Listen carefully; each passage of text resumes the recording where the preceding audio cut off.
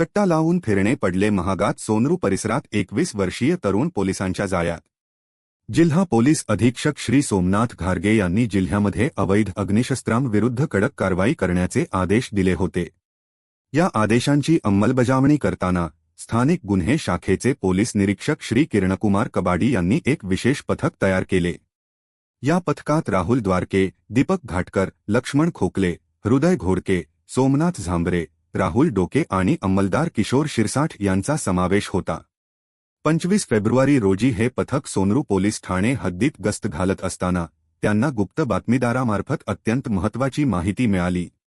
वडाळा बहिरोबा गावात प्रदीप मोहन जगधने वय 21 हा कमरेला गावठी कट्टा लावून फिरत असल्याची माहिती मिळताच पथकाने हॉटेल संदीपच्या पाठीमागे सापळा रचला. संशयितरित्या फिरणाऱ्या प्रदीप जगधने याला ताब्यात घेण्यात आले. झडतीमध्ये त्याच्या ताब्यातून एक गावठी पिस्टल अग्निशस्त्र जप्त करण्यात आले, ज्याची अंदाजित किंमत 30,000 रुपये आहे.